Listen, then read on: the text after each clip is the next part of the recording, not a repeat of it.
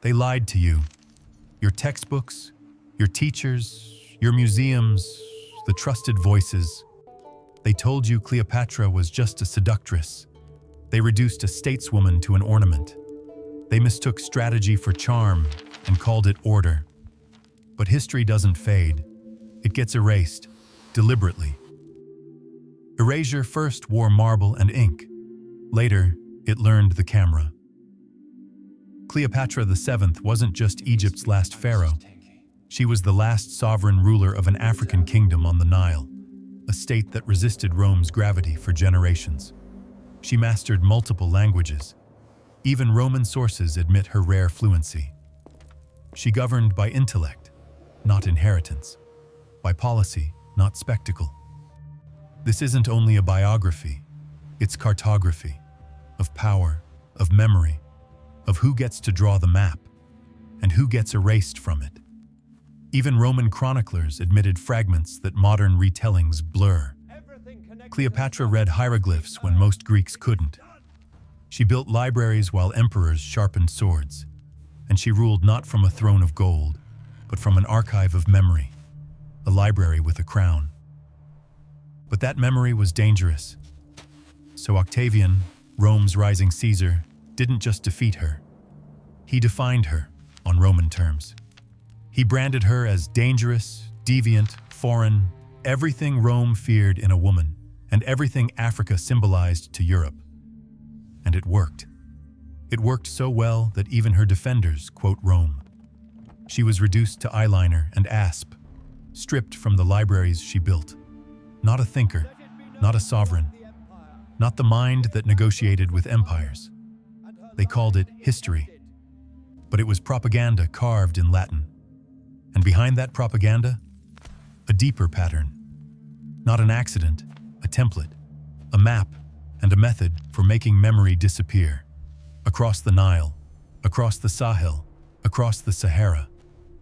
African empires rose, mapped the stars, measured seasons, governed trade, observatories in deserts, star charts on skins, knowledge moving like caravans of light. Then came the fog of conquest, settling like dust on names. The maps changed, the faces faded, the manuscripts disappeared, the silence grew loud. But some stories survive, preserved in ink and stone, tucked into manuscripts in Timbuktu, sketched into the Catalan Atlas, whispered by Arab historians, guarded by griots, alive beneath dust and time. They speak of queens and fleets, of knowledge and resistance, of civilizations that refused to disappear, even when the world tried to forget them. Cleopatra is the key. If one pillar was miscast, the entire temple of assumptions must be remeasured, because to understand her is to challenge the whole framework we've inherited. Why was she framed as Greek in European retellings, yet described through different lenses in older Arabic sources? Why did Roman poets obsess over her skin, her scent, her voice, but rarely her mind? Why do modern museums still label her dynasty foreign after nearly 3 centuries of rule? Who decides what deserves marble and what is buried in dust? The truth is, Cleopatra didn't vanish. She was not lost to time. Time was used to lose her. Because if people knew the real Cleopatra, the ruler who rebuilt a shattered economy, the queen who outmaneuvered emperors, the strategist who turned diplomacy into a front line, they might ask, what else did we forget about Africa? What else did they erase? They lied to you. We don't chase myths. We excavate memory, not just to honor a queen, but to restore a mirror history refused to hold up, where Africa is not a shadow, but the protagonist of its own epic. Cleopatra is not the beginning, but she is the fracture in the statue. And through that fracture, light returns, and it points back to the center of the map, to Kemet and Kush, to libraries on the Sahel where light was bound in pages. The center of the map. It points back to the center of the map, to Kemet and Kush, to libraries on the Sahel where light was bound in pages. Before conquest redrew the world, Africa held its own coordinates. Its cities didn't wait to be discovered. They illuminated deserts with knowledge and stretched mathematics across rivers and skies. Kemet, what the Greeks would later call Egypt, wasn't a gift of the Nile. It was the architect of the Nile's meaning. It measured floods, named stars, charted seasons, not to survive nature, but to master it. Here, geometry wasn't just theory. It rebuilt fields after every inundation. Here, astronomy wasn't myth. It governed time, agriculture, worship. Kemet was not a mystery. It was a university with temples for classrooms and obelisks as equations. And when Kemet gave way to Kush, the south rose not as a successor, but as a sibling returning home. Meroe and Napata stood not in Egypt's shadow, but in its lineage. The Kushites ruled Egypt as the 25th dynasty. They brought back old forms, old rites, old wisdom. While Rome was still learning to spell empire, Kush was archiving memory in stone. And yet, maps call these regions periphery. Textbooks frame them as borrowed glory, as if genius needs Greco-Roman permission to matter. But the axis of knowledge didn't stop at the Nile. It moved west, across the Sahel, through caravans of salt and gold, into cities whose names have been forgotten on modern syllabi: Gao, Djenné, Niani, and then Timbuktu. Not a myth, not a metaphor, a real place with real books, real schools, real systems of accreditation. Long before Europe built its first modern university, Timbuktu had professors, libraries, student housing. Its manuscripts, written in Arabic, Fulani, Songhai, taught astronomy, law, logic, medicine, ethics, poetry. One archive alone held over 20,000 works.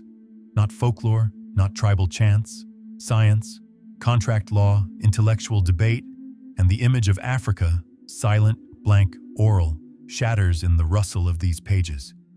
How do you erase such a thing? You redraw the map. You remove the names. You burn the archives. You replace scholars with sorcerers in the public mind. You confuse silence with absence.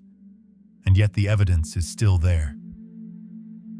Buried beneath sand, locked in trunks, hidden in family homes in Mali, Niger, Mauritania. Because the truth is, Africa was never peripheral. It was a center.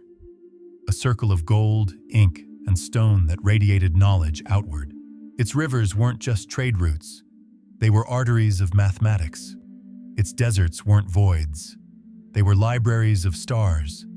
Its people weren't waiting to be discovered. They were busy building tools to measure what mattered. Even the term Black Africa was constructed not as geography, but as erasure, a linguistic fence to separate Kemet from Kush, Timbuktu from Alexandria. To make the map clean, the story linear. But history is not a straight line. It loops, it echoes. And when you follow those echoes, you arrive not at the edge of the world, but at its archive. And what you find there is not just Cleopatra, not just Mansa Musa, not just Abu Bakr II. You find a continuity of thought, a civilization of memory that predates colonial contact and outlasts imperial forgetting. They told you Africa had no maps, but Africa was the map. They told you Egypt wasn't African, but Egypt was the river's mouth, and Mali its inland soul.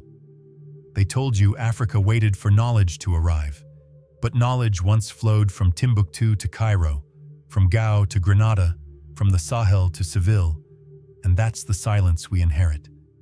Not a lack of sound, but a muffled truth. Because when we center Africa on the page, the story doesn't shrink, it expands. It reveals that Cleopatra didn't rise from nowhere. She stood at the intersection of traditions older than empire, nurtured by Nile-born knowledge, guided by a memory that had already mapped the heavens. Rome brought roads, but Africa brought orientation. Europe printed maps, but Africa drew the stars. And when Cleopatra spoke, she spoke not just for herself, but for every archive the empire tried to bury. So who was she? Really? Not the woman from the posters, Not the one dressed in gold lame with blue eyeshadow and a British accent. Not the siren of the Nile conjured by Rome, rehearsed by Hollywood, and sold by textbooks. Cleopatra VII was a sovereign, a strategist, a scholar fluent in tongues and armed with lineage. Yes, she was of Macedonian descent, tracing back to Ptolemy I, a general under Alexander the Great. But by the time she took the throne in 51 BCE, her family had ruled Egypt for nearly 300 years, and she, unlike her predecessors, embraced the Nile. She didn't rule from afar. She ruled in Egyptian. She was among the first Ptolemaic rulers attested to address the people in Egyptian. She studied its myths, absorbed its rituals, wore its symbols not as costume, but as code. To the Romans, she was Greek. To the Egyptians, she was Pharaoh. She inherited a throne under siege, fractured by debt, war, and Roman manipulation. She was just 18, and yet she held the crown not as a symbol, but as a shield. She faced famine, uprisings, invasions. She navigated Senate politics across the sea and sibling rivalries at home. She wasn't a pawn. She played 3 boards at once and wrote the rules in hieroglyphs. Plutarch, the Greek historian writing over a century later, tells us she wasn't the most beautiful, but that her voice, her wit, her intellect were disarming.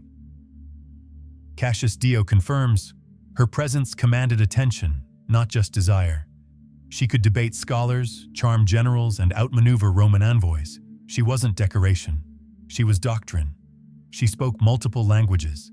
She mastered diplomacy the way others wielded blades. And she didn't just rule from a palace. She embedded herself in Alexandria's great library, surrounded by scrolls, scholars, and scribes. It wasn't vanity. It was vision. She knew knowledge was power, and narrative was empire. But she was dangerous for another reason. She ruled as a woman, on her own terms, unmarried, unyielding, commanding fleets, minting coins with her own image, aligning herself with Isis, the goddess of wisdom and life. In a world shaped by male conquest, she represented something older, a lineage where women didn't just influence kings, they were kings. Candaces of Cush, priestess queens of Sais, pharaohs whose crowns bore both vulture and cobra. Cleopatra wasn't the last queen. She was the last memory of a tradition Rome couldn't absorb, so it erased. Octavian, later Augustus, needed a villain. He needed a story that could sanctify conquest, so he painted her not as a ruler, but as a seductress, not as a threat to Rome's dominance, but to its morality. He launched a propaganda campaign that redefined history. Paintings, poems, coins, and whispers. She became that woman. Too foreign, too clever, too powerful. A lover of 2 Roman men, Julius Caesar and Mark Antony, but never subservient to either. She bore Caesar's child. She shared power with Antony. And when their forces lost at Actium, she did not flee. She negotiated, held court, faced Rome one last time. And when defeat was certain, she chose how she would die, before Rome could decide for her. But Octavian didn't just want her dead. He wanted her unmade. So he erased the mind and preserved the myth. He turned a sovereign into a scandal, a queen into a caricature, a threat into a story, and it worked. From Latin scrolls to Renaissance paintings, she was reborn, but not remembered. Her skin lightened, her lips darkened, her intellect erased, the Egyptian crown removed. Only the eyeliner stayed. In Europe's retelling, she became exotic, erotic, eventually empty. Islam Issa, historian and literary scholar, notes, Cleopatra has been used as a mirror, reflecting whatever a culture wants to see. In the 1800s, she was cast as a temptress. In the 1900s, a white queen in desert fantasy. In recent decades, erased altogether from serious political history. Al Jazeera's 2023 investigation examines the debate around her heritage and how modern readings oversimplify complexity. She may have had Greek blood, but she lived as a queen of the Nile. She chose Egypt. She embodied Egypt. And that choice, to be of Africa, with Africa, for Africa, is what made her dangerous. Because to recognize Cleopatra as a true pharaoh is to admit Egypt was never a colony of Europe. It was never a borrowed glory. It was, and is, African. That's why she had to be rewritten. That's why they made her beautiful and dumb, powerful but reckless, feminine but never sovereign. Because a woman who governs with intellect, who commands in multiple languages, who defeats by negotiation, who builds not temples but timelines. She doesn't fit an empire's storybook. She tears it apart. And so, they draped her in silk to distract from the steel. They made her perfume louder than her policies. They turned her image into a painting, so her words would not echo, but echoes return. And if we listen closely, we hear her not whispering, but declaring that Africa's legacy is not myth, but method. That beauty was never her weapon, only her sentence. That memory, like the Nile, cannot be stopped, only delayed. Cleopatra wasn't lost. She was overwritten. And now, we read her again. Line by line. From the river to the ocean, agency endures. Who crossed the Atlantic first? Ask the question out loud and listen for the pause. It's not that people don't know the answer, it's that they've been taught not to ask. But the sea remembers. Long before Columbus sailed west, long before Spanish flags pierced Caribbean sand, a king stood on Africa's western shore and launched a fleet. His name was Abu Bakr II, Emperor of Mali, descendant of Sundiata, sovereign of one of the wealthiest and most literate empires of the 14th century.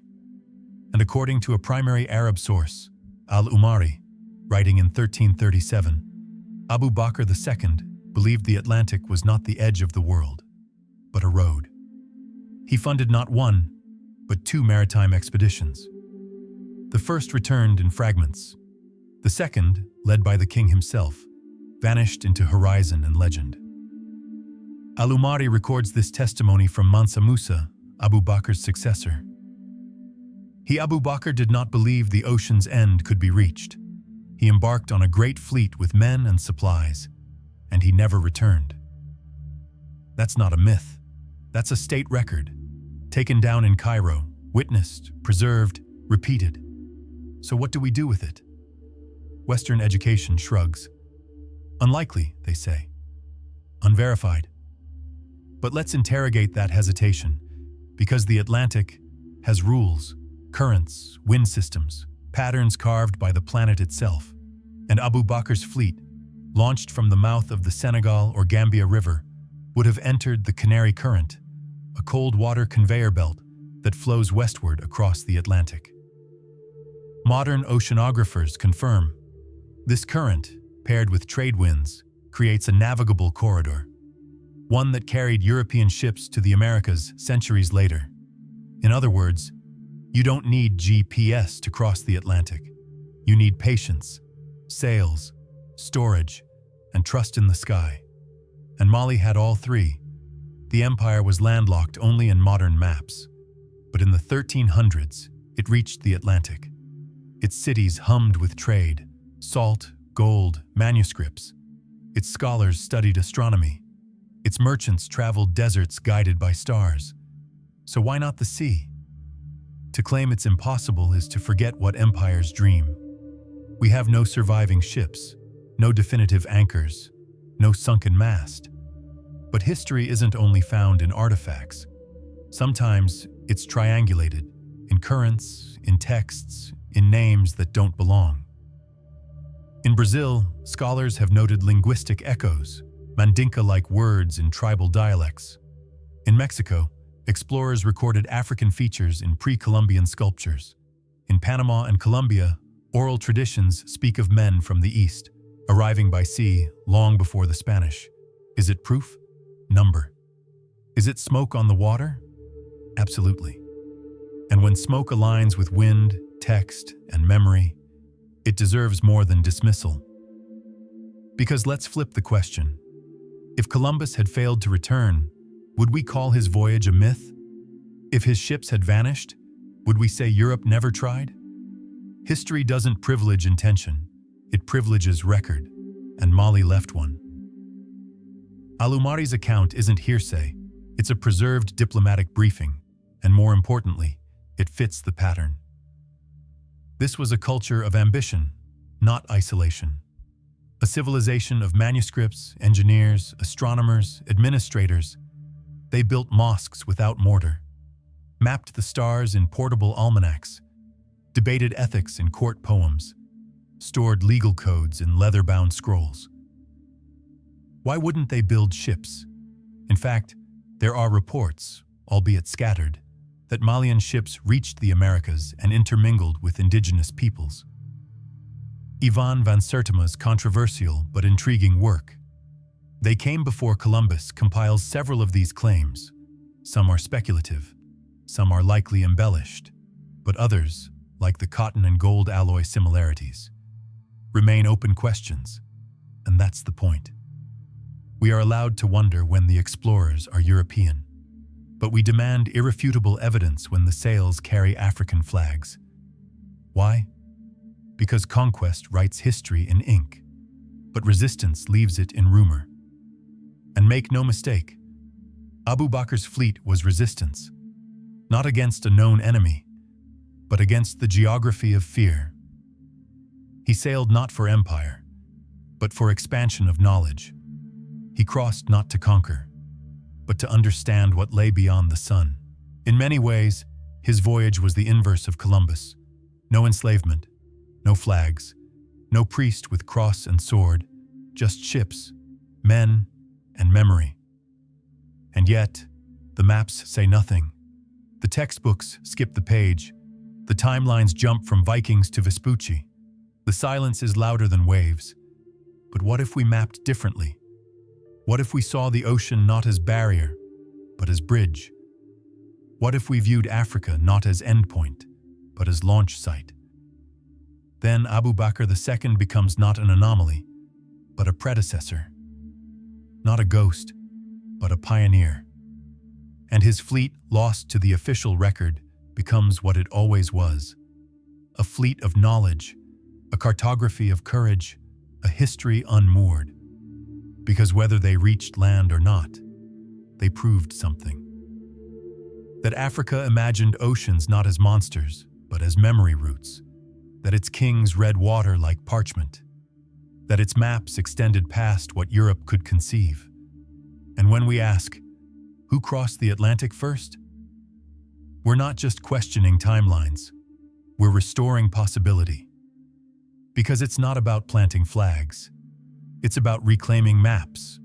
Show us the evidence. That's what they say. When the sails are African, when the temples are black, when the stars were named in Arabic before Latin. Show us the evidence, so we will. And not just myth or memory, but receipts. Written, preserved, carbon dated, from manuscripts to maps, from parchment to papyrus, from the bend of a coastline to the curve of a calligraphy stroke. Let's start where empire forgot to look. Timbuktu. Not a metaphor, a library, not a legend, an archive. Over 700 years ago, its scribes wrote on astronomy, law, medicine, trade, and ethics.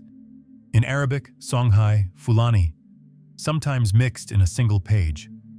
The manuscripts number in the hundreds of thousands, stored in family trunks, underground vaults, goatskin folders, some written in gold leaf, some detailing court cases, others, star charts so accurate they align with NASA's software today. This was not oral tradition alone. This was structured, recorded, peer-reviewed thought, centuries before the Enlightenment. The Library of Congress confirmed in its Timbuktu exhibit, This West African center produced generations of scholars, trained, examined, published. Education was systematic. Some institutions taught over 20,000 students. Entry required memorization of texts, ethics, rhetoric. Graduation meant certification from jurists and astronomers. Still think Africa had no schools? Then look at the Catalan Atlas, drawn in 1375 by a Jewish cartographer in Majorca. One panel shows a crowned figure on a golden throne, holding a coin. The caption reads, "Mansa Musa, King of Mali, the richest and most noble ruler in the world." Not folklore, not modern pride. Medieval European documentation of African empire, in ink, on vellum, archived today. The atlas also charts river systems that begin in Africa and reach out, westward, not as void, but as known water. How did they know? Who told them? What ships passed between those coasts? What we know, Africa produced maps. Africa stored records. Africa calculated lunar and solar cycles, down to minutes. What is likely? That African fleets ventured farther than textbooks suggest. That cross-oceanic contact preceded Columbus in at least conversational memory. That exchanges, linguistic, botanical, symbolic, happened in shadows of official record. What is debated? Whether physical evidence of Mali in the Americas will ever be found. Whether certain Mesoamerican artifacts show African features or coincidence. Whether erasure was accident or architecture. But here's the twist. Even European chroniclers knew. The Roman historian Pliny the Elder wrote of Phoenician ships blown far west, possibly to the Americas. Why not African ones? Herodotus wrote of Nubian trade routes that disappeared into the sea. Why not follow them? Because empire demands proof, only when that proof threatens its story. And that's why Cleopatra's intelligence was erased. Why Abu Bakr's fleet was footnoted. Why Timbuktu was discovered in 1828 by a Frenchman, even though the manuscripts were already centuries old. Why? Because acknowledging African knowledge means rewriting the entire map of global influence. It means that Africa was not waiting for Europe to arrive. It was already sending envoys, exporting books, building clocks out of sun and sand. And so they ask again, where is the evidence? It's in the ink that outlasted empires, in the stars named before telescopes, in the footprints not yet carbon dated, in the rhythms of oral memory synced to factual archive, in the architecture of Sahel mosques that align to both Qibla and equinox, in the math of diviners who could predict eclipses and seasons with no telescope. And yes, it's in the absences too. In noses chiseled off of African statues to deny origin, in manuscripts called folklore until Westerners translated them, in maps cropped at the coast, so African rivers fall into blankness. But silence is not absence, and ruins are not ruins if the foundations still hold. Because the past doesn't only survive in monuments, it survives in manuscripts, memory, and measurement. And if we follow that trail, from Timbuktu to Cairo, from Alexandria to the Soninka courts, from Nubian stone calendars to Sahelian poetry schools, then we realize Africa's legacy isn't a mystery. It's a misfiled archive. It was never lost, only mislabeled. And now we relabel, not as myth, not as pride, but as proof. If the evidence exists, why didn't we learn it? The answer isn't silence, it's subtraction. Not the kind that forgets, the kind that removes. History isn't just what gets recorded, it's what gets repeated. And in the repetition, there's curation. And in the curation, a blade. They didn't bury the story. They rewrote the script. Take Cleopatra. Rome didn't just defeat her, it rebranded her. Octavian, soon to become Augustus, launched one of the earliest political smear campaigns on record. Through poetry, through coins, through whispers turned law, In his version, Cleopatra was not a scholar. She was a witch, not a sovereign, but a temptress. Not the last pharaoh of the Nile, but the downfall of Rome's bravest man. And this rewrite worked. Because it aligned with empire's algorithm: discredit the woman, vilify the black, strip knowledge from the conquered, and sell it back as myth. Centuries later, European textbooks continued the pattern. Cleopatra's African identity was softened, her intellect omitted, her alliances romanticized, her rule reduced to romance, and the ripple effect widened. When 19th century archaeologists arrived in Egypt, they carried more than shovels. They carried assumptions, and those assumptions shaped what they saw and what they scraped away. They found statues with African features, so they chiseled the noses off. They said it was erosion, but oddly, the erosion only touched the nose, again and again, across temples, tombs, sphinxes, as if visibility itself had to be broken. In museums, statues were labeled Mediterranean to avoid saying African. In textbooks, Kemet became Egypt, divorced from its Sahelian roots, mapped as Middle East, not Northeast Africa, a subtle shift, a colonial tool. Because maps are not neutral, they are arguments, and every border drawn is a decision made. Look at European maps from the 17th century. Africa shrinks. The interior is labeled unknown. The coasts are exaggerated to serve trade. The rivers stop mid-continent. Cities like Timbuktu, omitted, not because they didn't exist, but because they didn't fit. They proved too much, too early, too African. So they were erased, not with fire, but with ink. Not by time, but by cartographers who knew better. And then came the curriculum. In colonies across Africa and the Caribbean, children were taught that civilization began in Greece, that Africa was dark. That knowledge arrived with ships, not that it left on them. The British education model was designed not to inform, but to format, to produce loyalty, not literacy, to replace family memory with imperial narrative. And even when African scholars rose to reclaim the archives, their work was dismissed as revisionist, as if correcting a lie were the same as inventing one.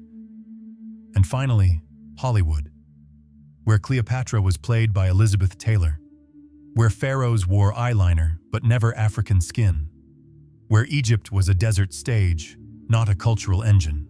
On screen, Nubians became servants. Kushites vanished altogether. The pyramids stood, but the people who built them faded. In film after film, the script was the same. Africa could be ancient, but never intelligent, spiritual, but never scientific, strong, but never sovereign.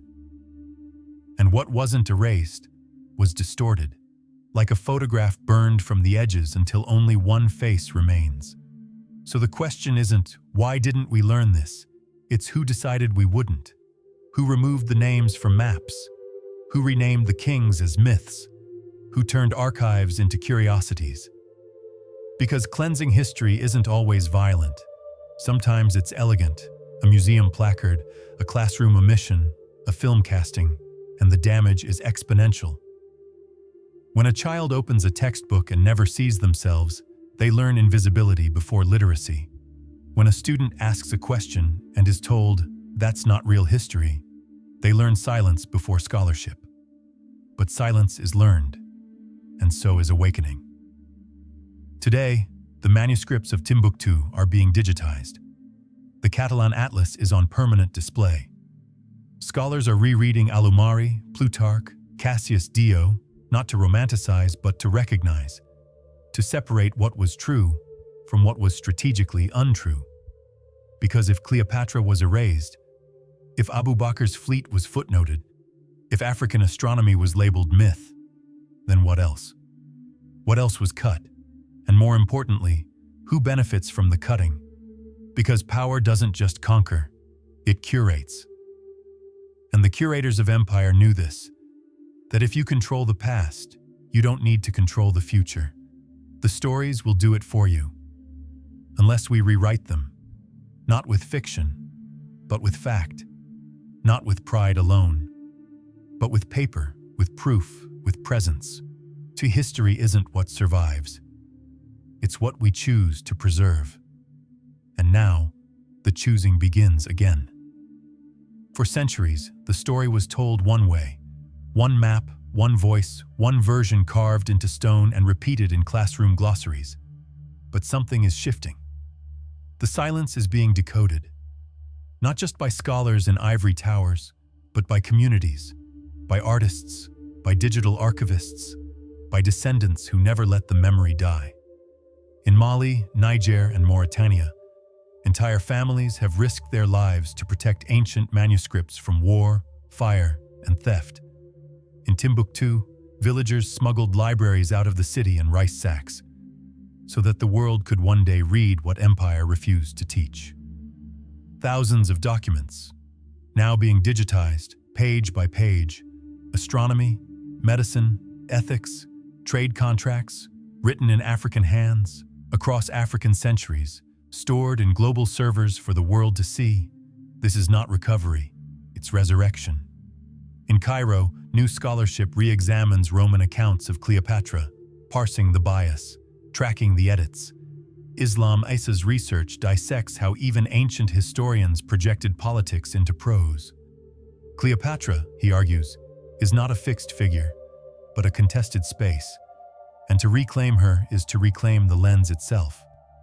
In museums, activists are pushing for honest curation, not just return of stolen artifacts, but restoration of context. It's not enough to display the statue. The plaque must tell whose hands carved it, which ancestors prayed before it, what worldview it encoded. In Ghana, artists are weaving Mali cosmology into textile code. In Nigeria, young animators are retelling Ife metallurgy as sci-fi epic. In Brazil, descendants of Mandinka oral historians are setting verses to hip-hop. The archive has gone electric. It's no longer just parchment and papyrus.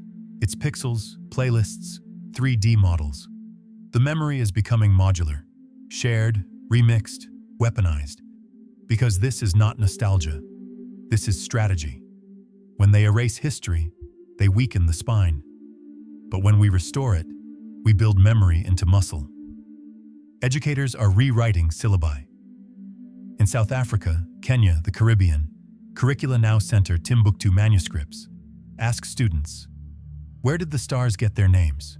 Who wrote the first legal codes on marriage? Why do your textbooks begin with Greece and not with Kush? The answers spark not just knowledge, but outrage, then action. Because to teach is to arm. In the United States, Black libraries and historical societies are reframing exhibitions. Digital timelines stretch from Nubia to Nina Simone.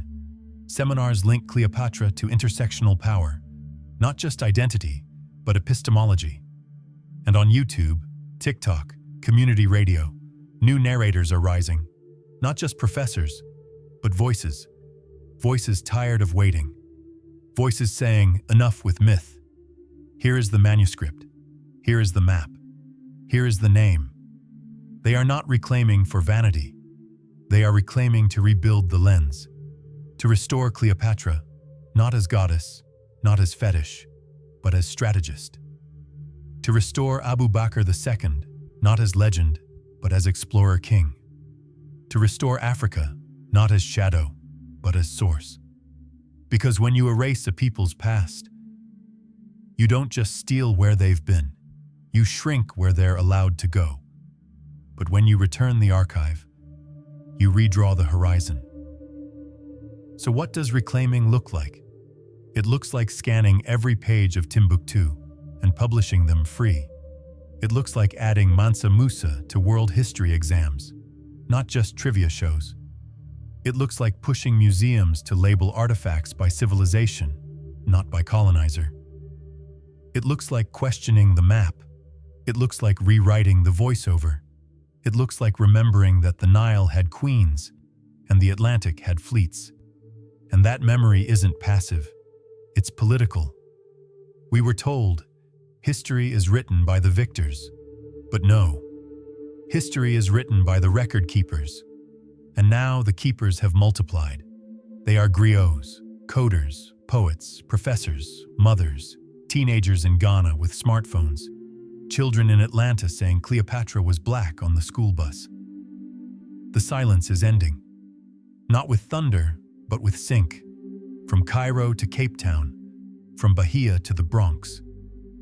A network is growing. Each time someone Googles Abu Bakr II, each time a museum gets an email about mislabeled statues, each time a teacher plays a documentary that doesn't start with Greece. That is resistance. That is restoration. That is power. And so we say it clearly for the next generation. You were lied to, but you're not crazy. You're not alone. You are standing at the edge of an archive, one that was always yours. So join the tribe. Reclaim the story. So where do we go from here? Back, to go forward. Not in grief, not in guilt, but in clarity. Back to the Nile, where knowledge flowed as freely as water. Back to Alexandria, where scrolls burned but memory survived. Back to Kemet, Kush, Mali, Songhai, to the names spoken before conquest, before mislabeling, before silence was sold as truth. Because the future is not built on forgetting, it's built on correcting. And correction is not shame, it's sovereignty. It's the act of stepping into the archive with open eyes and steady hands, not to romanticize, but to recognize. Recognize that Cleopatra was not a myth or a mirror. She was a mind, a monarch, a message left in marble and erased in curriculum. And now, returned to the record. Recognize that Abu Bakr II was not a fantasy. He was a navigator of thought, a memory that dared to cross the Atlantic, not for empire, but for expansion. Recognize that Africa was never lost. It was misfiled. It was there, in the manuscripts under dust, in the eyes of elders, in the unbroken rhythm of drums that carried data before satellites did. We don't need to invent new heroes. We need to remember the ones history buried alive, and not just the royal ones, the mothers who kept names alive, the scribes who refused to burn their own libraries, the griots who told stories under stars that were mapped long before telescopes, the youth today, scanning, subtitling, resharing, restoring, they are the bridge. And what they're building is not just historical, it's architectural. They're redesigning how history is accessed, who gets to narrate, what gets emphasized, and what gets retired. Because there is no neutral voiceover. There never was. The museum is a story. The map is a story. The classroom is a story. And if we don't write our stories, they will be written for us, and not kindly. So what does legacy mean now? It means making Timbuktu clickable, making Cleopatra teachable, making Abu Bakr II searchable, making African memory non-erasable. It means that a child in Harlem or Nairobi or Bahia can open a browser and find truth, not just tragedy. It means that the Nile is no longer a backdrop, but a vector. The Atlantic is no longer a divider, but a witness. Because when we say Africa shaped the world, we don't mean through myth. We mean through math, through astronomy, through navigation, through law, through image, through language, and yes, through resistance. The resistance to being erased, the resistance to being renamed, the resistance to having your ancestors called decorative while their systems were copied and patented. That resistance is now a renaissance. It lives in digitized scrolls, in voiceovers like this one. In every footnote reclaimed, every textbook revised, every young person who dares to ask, what else was true all along? Legacy is not a statue, it's a signal. It's what gets passed down. Not in stone, but in structure. Not just in blood, but in blueprint. It's a refusal to let empire have the last word. It's a vow that memory will be weaponized, not fossilized. So where do we go from here? We go deeper, we go wider, we go back to go forward, and we go together because no civilization rises alone, and no people survives erasure without resistance. So if you've made it this far, know this. This is not the end. It's the beginning of a restored timeline, not a replacement, but a rebalancing. Not a single story, but a fuller one. We don't just recover lost names. We re-anchor them. We don't just display the evidence. We demand it be taught. We don't just retell history. We restore it with evidence and honor.